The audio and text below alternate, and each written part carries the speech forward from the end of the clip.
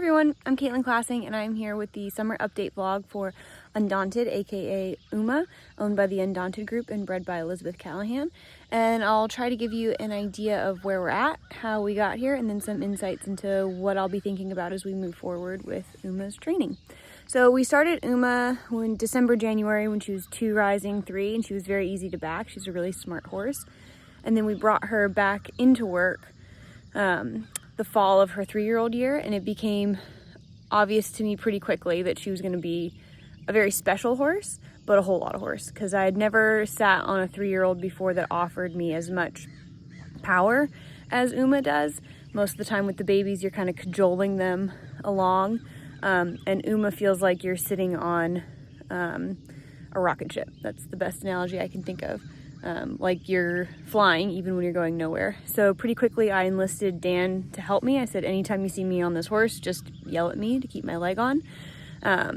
Because if you've watched any of my vlogs about training young horses, the most important thing that we're doing when we work with young horses is setting up communication. How do we communicate?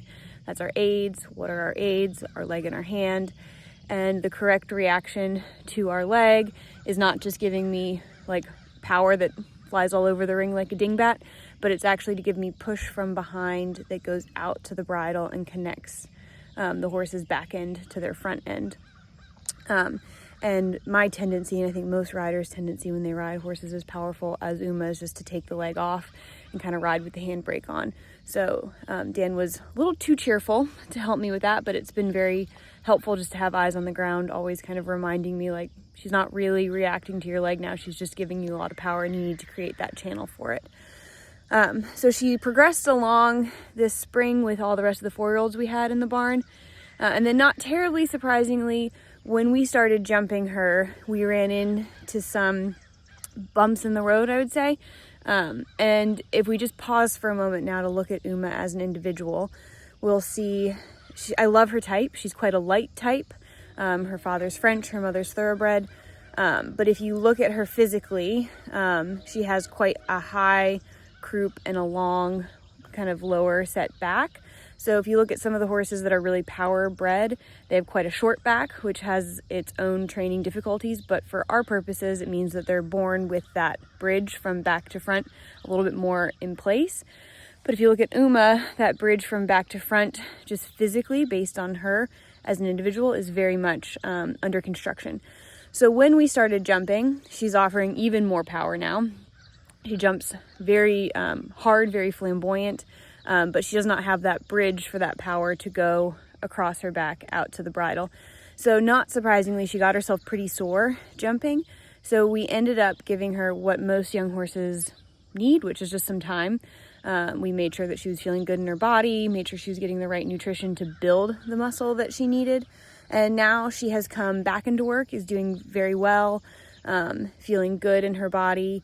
And my main focus training her is getting that connection back to front sorted out, because then I think she has all the ability in the world.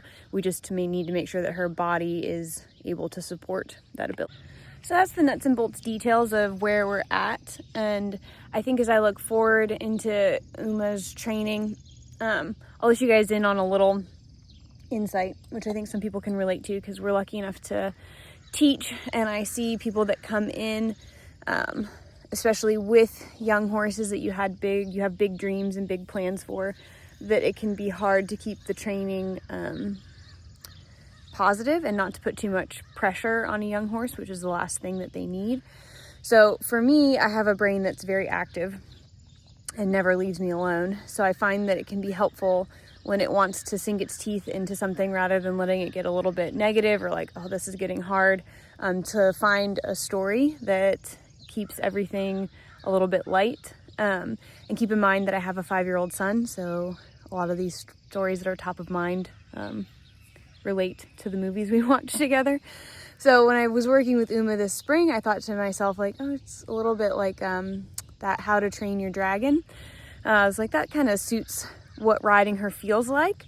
But then I realized, as we were working together, that even that was a little bit too negative, because that kind of implies that she's this monster that has full agency over her powers, and I'm just this meek mortal trying to tame her, and I don't think that that's entirely true. I think her experience would be more like somebody that woke up one day to discover that they had superpowers, and I think that would be kind of alarming and a little bit worrying for them, and they'd need some help. So I think we've gone from thinking of Uma, at least in my mind, thinking of the dragon taming, to now we're thinking of superhero training.